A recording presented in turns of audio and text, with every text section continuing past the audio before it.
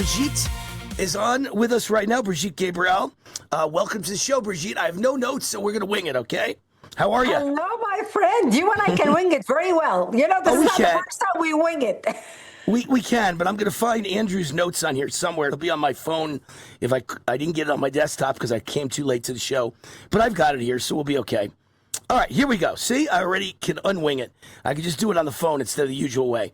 Just want to see what we want to talk about. So, Secretary Marco Rubio brokered an historic framework peace agreement between Israel and Lebanon. But is it a real deal? Is it a really good deal? Is it good for Israel? Is it good for America? Will it work? Are they going to stay with the deal? Tell us all about it because, you know, the average person is very skeptical. Well, this was a brilliant move on the side of Israel, by the way, because, you know, Iran wanted to drag Israel and Lebanon into this MOU, the Memorandum of Understanding, without anybody talking to Israel or to Lebanon. And they are the main actor, actually, who are fighting with each other. And Iran did not want to lose Lebanon. So this is why they included Lebanon in the MOU. But Israel did not want to get into a confrontation with the United States. So what Israel did was brilliant. Israel and Lebanon agreed to talk together on the side and sign an agreement together where the president of the United States cannot get upset with both of them because they both have come to an agreement where they're going to work together, which basically threw Iran on the side and rendered Iran paralyzed when it comes to the deal between Israel and Lebanon.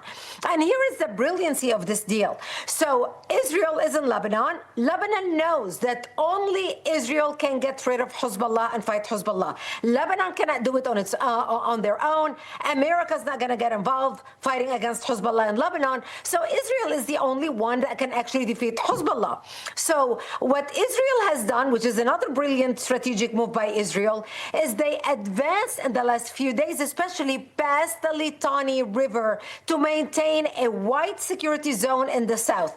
So the way the Lebanese and the Israeli now wrote the agreement is Israel has to withdraw a little bit out of Lebanon, which Israel agreed to, which basically Israel got back to exactly where Israel wanted to be at the Litani River.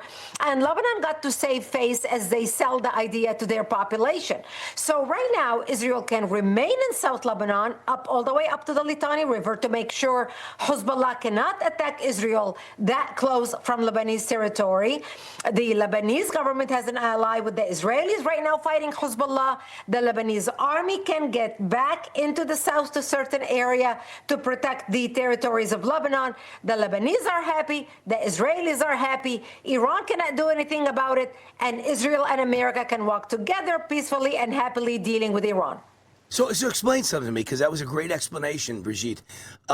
Is the Lebanese government and the Lebanese army, they're not on the side of Hezbollah? They're actually more on the side of Israel, or they're just on the side of Lebanon and they don't like Israel or Hezbollah? Where do they stand? The Lebanese government has a Maronite Christian president, according to the Constitution of Lebanon. The Christians in Lebanon have always liked Israel and been allied with Israel because they know that Hezbollah wants their necks. So we went through a period of Lebanon where there were, you know, some Christians allying with Hezbollah, thinking Hezbollah is going to protect us. All that is gone right now. Right now in Lebanon, the Christians are literally living in fear, fearing what Hezbollah can do to them. So there's no more facade. There's no more, oh, we can all get along and live along happily ever after. That's not going to happen right now. The problem with the Lebanese army is half of the Lebanese army is very sympathetic to Hezbollah, are loyalists to Hezbollah. But Lebanon has no other option. It's either the Lebanese army or Hezbollah takes over. So they are willing to gamble and support the Lebanese army to make sure the Lebanese army enters the south and protects the south, which saves the face of Lebanon as a country, and Israel feels that supposedly they have an ally to work with the Lebanese army. The Israelis need to protect themselves. They need to be on the border with Lebanon. They need to be inside a security zone, and that was the best option for the Lebanese and the Israelis to work together. You know, it's just, there's no one in the world that can ever trust a radical Muslim. I mean, you just can't trust them. Hamas, Hezbollah, I don't care who they are, anyone in Gaza, the Palestinians, they're just all bad. They're just bad. I don't know what else to say. They're evil. They're bad. They're untrustworthy. And I don't know how I go back and forth every day, Brigitte. One day I think Trump's a genius and the Iran deal is going to win the midterms. He got out of Iran. The war is over. Everything's going to be okay. And the next day I go, wait a minute. They're going to break it and break it and break it and break it. He should have just killed them all. This isn't going to work. He needs to kill the leadership of the IRG. I don't know about kill. I'm not saying kill the Iranian people. I'm saying kill all the Iranian Revolutionary Guard.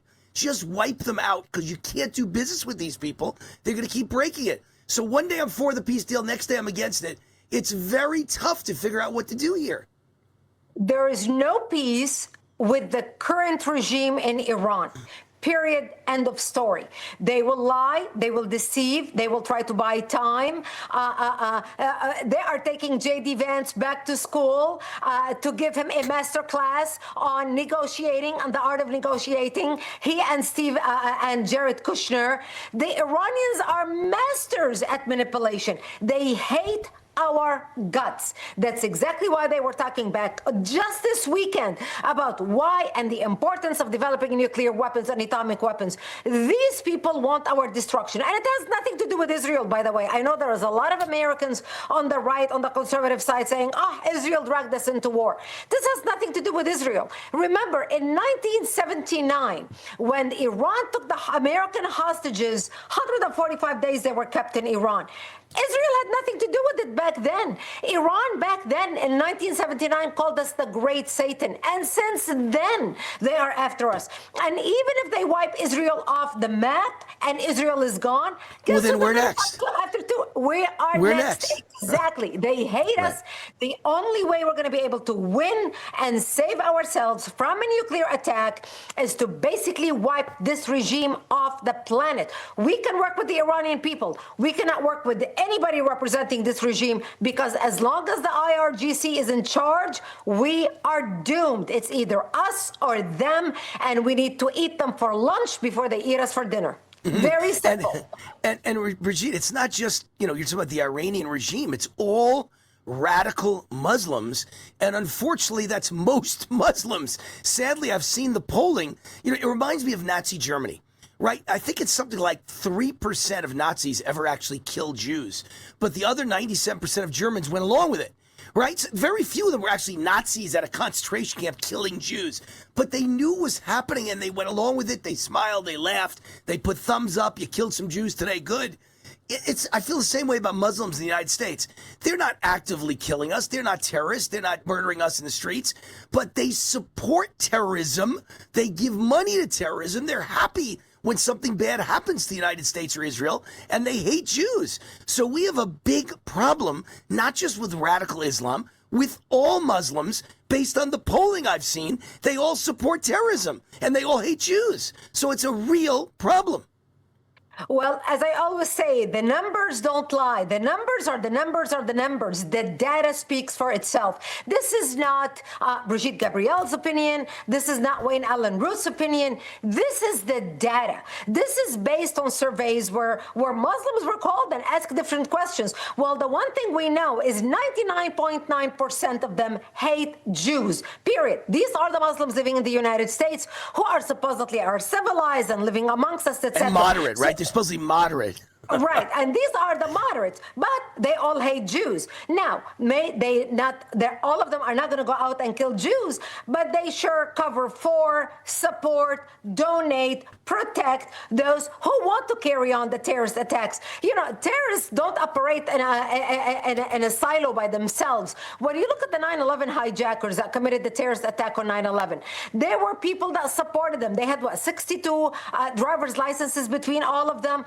Somebody gave them the money to get these driver's licenses. Somebody covered up for them. Somebody funded them. Somebody paid for their airline tickets to come. Right. People in the mosques knew about what they were up to, but they kept their mouths shut. When you look at different attacks in the United States, whether it was, you pick a name, anybody, whether it was Sam in Texas back in 2007, 2008, who wanted to blow up the Fountain Building in Dallas, whether it was the Times Square bomber, it doesn't matter who it was. There were people that knew about them, that saw the radicalization signs and didn't say anything. Nothing. They said nothing. They covered up for them. Remember the guy who killed his two daughters in Texas in honor killing? For a year, we were looking for him and nobody would find him because he's being hidden by a family in the United States.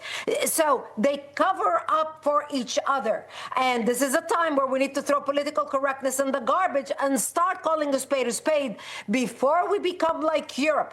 In Europe right now, and I was giving an interview to Europe this morning, by the way, there is no freedom of speech. They cannot have this conversation you and I are having right now. Right. So this is our time to save the country. Brigitte, they could have the conversation. It's just you and I would go to jail for the conversation. That's right. We could have this conversation, but they'd raid our office and the two of us would be dragged off to jail. And they'd stick, and by the way, they'd stick you in a jail with transgender men making believe they're women. So the things that liberals believe in are so sick. They're so sick. Do you realize in California, I'm getting off the topic a little bit, but it's just that liberalism everywhere in the world is insane. In California, they're passing a bill where children, minors, you could be 4 years old and you could decide to divorce your parents. Because you don't like them. It's unbelievable. And they've also got a law that I think $600 million in funding from the government of California that goes for certain government contracts can only go to gay companies, gay-owned companies and transgender-owned companies. This is all madness, all insanity. And the weirdest part of it is that you have these jihadists in bed with liberals and liberals in bed with jihadists, but they hate. Right? Jihadists hate gays. They can't stand them. They certainly can't stand transgenders. They'd kill them in the middle of the street. They throw gays off buildings. How could they be friends with each other? How could they march together? Insanity. Because the Islamists are using the lefty communists in our country. I love the way President Trump termed it. You know, they're communists. Forget talking about socialism and Marxism. Right. We're talking about communists, okay? So the jihadists and the communist left in America are now working together and coming together because they agree on a lot of issues. So the Islamists are using the leftists as the useful idiots to advance their agenda. Now, their agenda is the same. The Islamists want welfare. They want free food, free housing, free this, free that, be able to bring their 67 people extended immediate family to the United States so they all can siphon off the system so you and I can work and pay our taxes while they're sitting on their behind plotting our takeover. And they want 10, open 20, borders. 50 years. And they both want open borders. Exactly. So the leftists are the same way the communists. I mean, look at Mamdani. Free rent, free childcare, free cell phones, free whatever you want, free food stamps, whatever you want. And you and I have to pay for it. But you and I have to pay for it, Brigitte. Someone's got to pay. The people who work hard and earn their money have to pay for it, while everybody else, the freeloaders. But the Islamists and the leftists hate you and me, and they don't care. They actually want us to pay money so we can support them. This is their way of sticking it to us.